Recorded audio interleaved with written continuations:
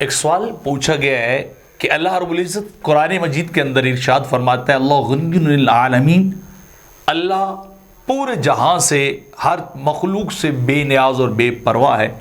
تو جب وہ بے نیاز اور بے پرواہ ہے، اسے مخلوق کی ضرورت نہیں، تو بندوں سے اپنی بندگی کروانے کا حکم کیوں دیتا ہے؟ یا ایھا الناس اعبدوا ربکم، اے لوگو اپنے رب کی بندگی کرو جس رب نے خلقکم تمہیں پیدا کیا ہے۔ تو جب ایک طرف مخلوق سے بے نیاز بے پرواہ ہونے کا دعویٰ، ادھر دوسری طرف انہیں حکم دیا جا رہا ہے کہ اللہ کی بندگی کی جائے، اللہ کی عبادت کی جائے، تو عبادت کی اللہ کو کیا ضرورت ہے؟ اس سے بے نیاز ہو جاتا۔ تو جواباً عرض یہ ہے کہ اگر تو ساری مخلوق مل کر اللہ کی بندگی کرے تو اس کی معبودیت میں، اس کے خدا ہونے میں، اس کے خالق ہونے میں ذرہ بھر بھی اضافہ نہیں ہو سکتا۔ وہ پہلے جیسے تھا وہ ویسے ہی رہے گا۔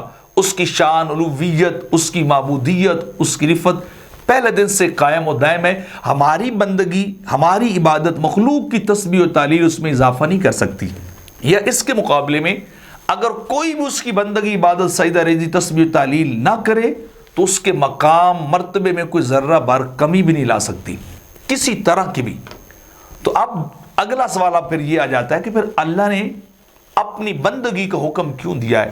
تو اس کا جواب یہ کہ ایک تو اس وجہ سے کہ انسان اپنے مالک و خالق کا شکریہ ادا کرے۔ اس نے زندگی بخشی، اتنا کچھ دیا، اتنی نعمتیں دی، اتنا کچھ میرا خیال کرتا ہے، مجھ سے محبت پیار کرتا ہے، وہ میرا خالق ہے۔ وہ ایک ہی ہستی تو کائنات کے اندر ہے کہ جو سجدے کے لائق ہے، باقی تو کوئی سجدے کے لائق بھی نہیں ہے۔ ایک بات۔ دوسری بات یہ ہے کہ اس نے انسانوں کو اور جنوں کو پیدا ہی اپنی بندگی کے لیے کیا ہے۔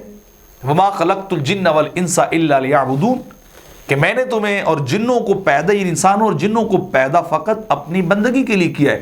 تو اب اگر انسان اور جن اللہ کی بندگی کریں گے تو یہ ان کی تخلیق کا مقصد ہے۔ جس چیز مقصد کے لیے وہ چیز یا وہ شے بنائی گئی ہے اسی سے وہی کام لیا جاتا ہے۔ یہ سوال کرنا کہ آپ کیا ہے جی بندگی کو حکم کیوں دیا، تو بھائی وہ بنے ہی بندگی کے لیے، ان کا مقصد وحید ہی ایک ہے، ورشپ، عبادت، بندگی، ریاضت، اللہ اللہ کرنا، بنائے اس لیے گئے۔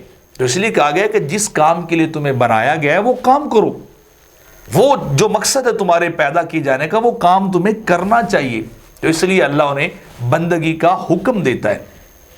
اب ایک اور سوال آ جاتا ہے پھر کہ اگر کوئی بندگی نہیں کرتا تو پھر اس سے سزا کیوں؟ تو بے نیاز ہے۔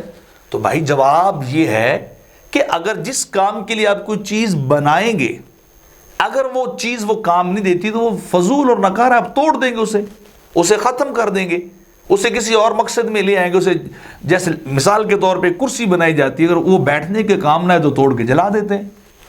تو اگر کوئی بندگی نہیں کرتا تو وہ اپنی تخلیق، کریشن کے مقصد سے ہی ہٹ گئے، تو لہٰذا اسے پھر جو ہے وہ فارغ تو کیا جائے گا، اسے توڑا تو جائے، ختم کر دیا جائے گا کہ یہ بندگی کا والا مقصد ہی جو ہے وہ ختم ہو چکا ہے۔ بندگی کا جو پیدا کیا گیا جس کام کے لیے وہی نہیں کر رہا تو پھر اس کی ضرورت بھی یہاں نہیں ہے۔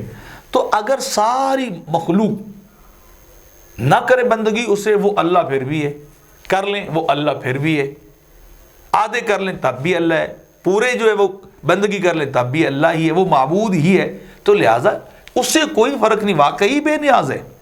یہ آپ کا اور میرا فائدہ، جو بندگی کریں گے آخرت کی ابدی نعمتیں پائیں گے، اللہ کا فضل پائیں گے، جنت کے وارث ہو جائیں گے۔ یہ تو اس کی مہربانی ہے کہ اس نے ایک بار بتا کے بار بار کہا بندگی کرنا، نیکی کرنا، اللہ کی اطاعت کرنا، تاکہ تم کہیں ان نعمتوں سے جو اس نے تمہارے لیے بنا رکھی ہیں اور اس نے دینی ہے، تم اس سے محروم نہ ہو جاؤ، کہیں تم آگ کا ایندھن نہ بن جاؤ۔